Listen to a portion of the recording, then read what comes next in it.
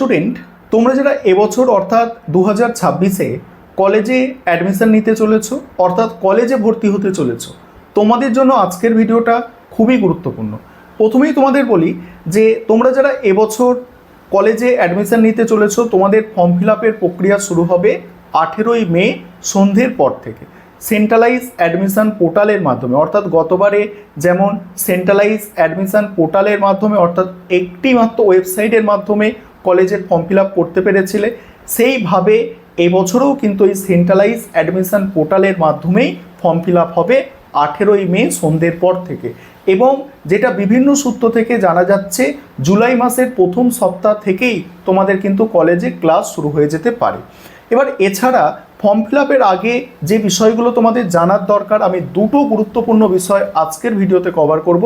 1 নম্বর বিষয় হচ্ছে, কোন সাবজেক্টে অনার্স নেবে বুঝতে পারছো না, তাহলে তোমাদের কি করা উচিত। অর্থাৎ তোমরা কোন সাবজেক্টে অনার্স নেবে, যে সাবজেক্টে উচ্চ মাধ্যমিকে সবথেকে বেশি নম্বর পেয়েছো সেই সাবজেক্টে অনার্স নেওয়া ভালো, নাকি বর্তমানে যে সাবজেক্টের চাহিদা বেশি আছে সেই সাবজেক্টে অনার্স নেওয়া ভালো, অর্থাৎ চাকরির ক্ষেত্রে বেশি সুযোগ থাকবে সেই সাবজেক্টে অনার্স নেওয়া ভালো। এই সম্পর্কে আজকে বিস্তারিত এবং স্বচ্ছ আলোচনা করব, যাতে তোমরা নিজেরা সিদ্ধান্ত নিতে পারো। তোমাদের ওপর কোনো সিদ্ধান্ত কোনোভাবেই চাপিয়ে দেওয়া হবে না আজকের এই আলোচনার মাধ্যমে। দ্বিতীয় গুরুত্বপূর্ণ বিষয় আলোচনা করব, কারা পাস কোর্সে পড়বে। অর্থাৎ পাস কোর্সে পড়লেও অনেক সুবিধা আছে, অর্থাৎ বর্তমান সময়ে পাস কোর্সে পড়লে যে সুবিধাগুলো আছে সেটা নিয়েও আলোচনা করব। এবং প্রথম আলোচনা যেটা, যে কোন সাবজেক্টে তোমরা অনার্স নেবে বুঝতে পারছো না, তাহলে কি করবে ভালো করে শোনো। দেখো, অনার্স নেওয়ার ক্ষেত্রে ছাত্রছাত্রীদের বেশি গুরুত্ব দেওয়া উচিত নির্দিষ্ট বিষয়ের প্রতি তাদের নিজস্ব আগ্রহ এবং ভালোবাসাকে। অর্থাৎ কোন সাবজেক্টে তুমি অনার্স নেবে, সেখানে সবথেকে গুরুত্ব যেটা দেওয়া উচিত সেটা হচ্ছে সেই সাবজেক্টের প্রতি তোমার বেশি ভালোবাসা আছে কি না, বা সেই সাবজেক্টটা তুমি ঘন্টার পর ঘন্টা পড়লে, বা সেই সাবজেক্টটা ঘন্টার পর ঘন্টা যদি নিয়ে বসে থাকো, তাহলে তুমি বিরক্ত হয়ে যাবে না, সেই সাবজেক্টেই তোমাকে কিন্তু অনার্স নিতে হবে। উচ্চ মাধ্যমিকে ভালো নম্বর পেয়েছো কোনো একটা সাবজেক্টে, সেই সাবজেক্টে অনার্স নিলে কেবলমাত্র হবে না।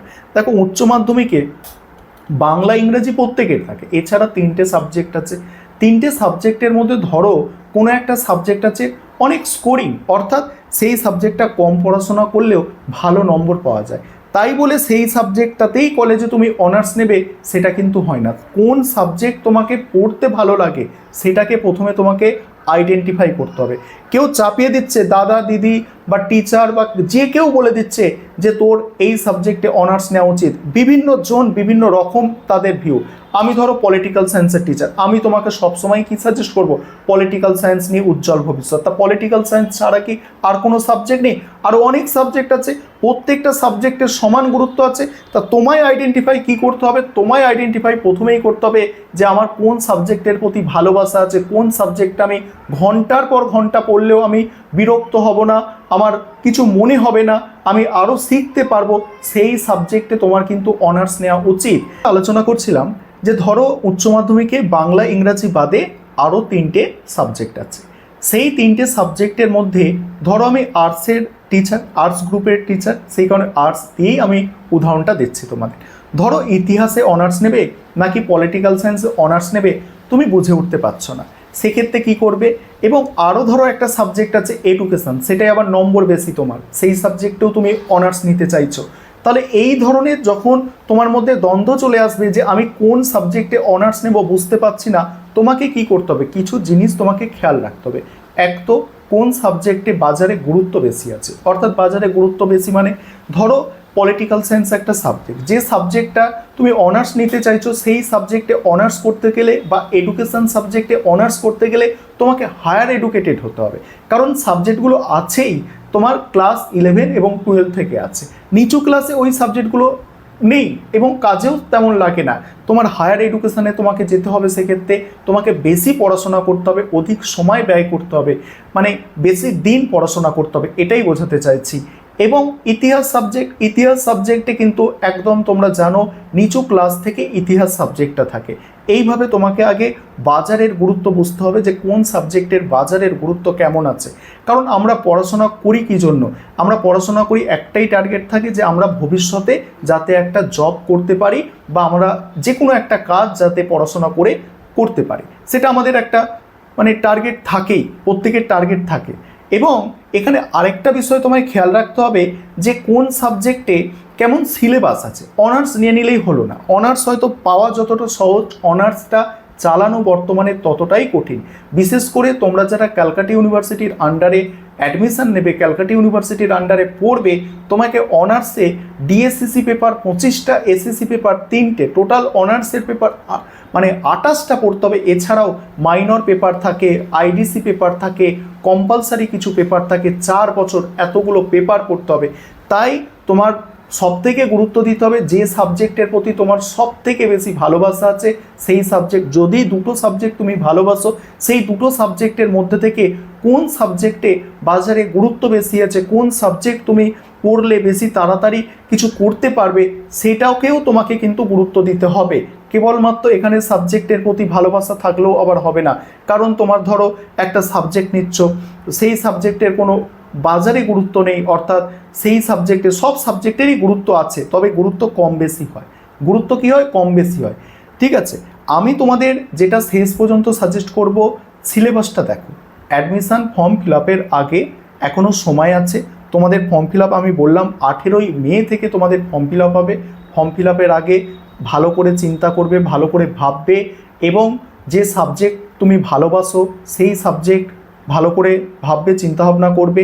এবং যদি দুটো সাবজেক্ট নিয়ে তোমার মধ্যে সমস্যা তৈরি হয় যে কোন সাবজেক্টে অনার্স নেব বুঝতে পারছো না, তাহলে দুটো সাবজেক্ট বা 3টে সাবজেক্টের সিলেবাস দেখবে।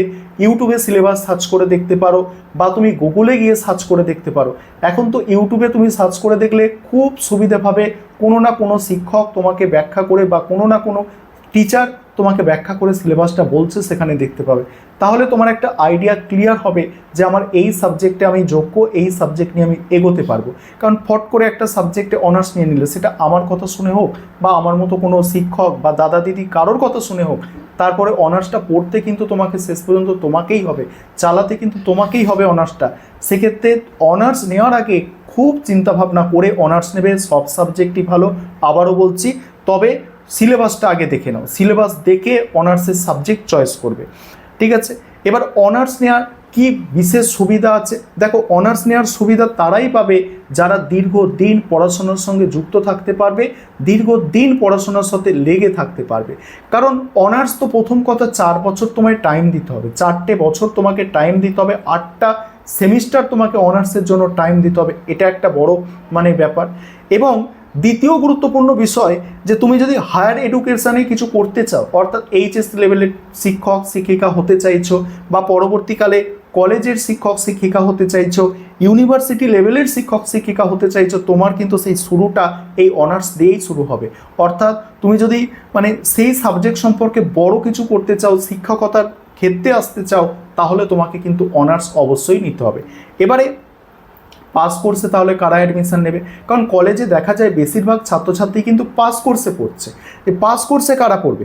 যারা তোমরা কম্পিটিটিভ যে পরীক্ষাগুলো হয়, প্রতিযোগিতামূলক পরীক্ষা, অর্থাৎ কেন্দ্র সরকারের কিছু পরীক্ষা হয়, যেমন রেলের পরীক্ষা হয়, তারপরে ব্যাংকিংয়ের পরীক্ষা হয়, বিভিন্ন পরীক্ষা হয়, এবং মানে আরও বিভিন্ন পরীক্ষা, এসএসসি পরীক্ষা হয় কেন্দ্র সরকারের, এবং আমাদের স্টেট গভর্নমেন্টের অর্থাৎ রাজ্য সরকারেরও তেমনই পিএসসির কিছু পরীক্ষা হয়, group C, group D, group A, WBCS পরীক্ষা হয়, এবং এছাড়াও বিভিন্ন পরীক্ষা হয়, পুলিশের পরীক্ষা হয়, আর্মির পরীক্ষা হয়।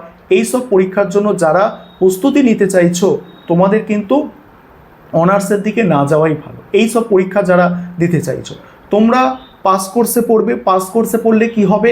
তোমরা পাস কোর্সে অনার্সের থেকে চাপ তুলনামূলকভাবে অনেকটা কম। সেক্ষেত্রে তোমরা কি করতে পারবে? এই কলেজে তোমার তো 3 বছর পড়তে হবে, এই কলেজে 3 বছর পড়ার সঙ্গে সঙ্গে এইসব প্রতিযোগিতামূলক পরীক্ষার জন্য তোমরা প্রস্তুতি নিতে পারবে। আশা করি বিষয়টা বোঝাতে পারলাম। কিন্তু তোমরা যারা শিক্ষকতাই করতে চাইছো, যে টার্গেট করে নিয়েছো আমাকে স্কুলের শিক্ষক হতে হবে, কলেজের শিক্ষক হতে হবে, ইউনিভার্সিটির শিক্ষক হতে হবে, তাহলে তোমাদের জন্য কিন্তু অনার্স তোমাদের জন্য কখনোই পাস কোর্স নয়।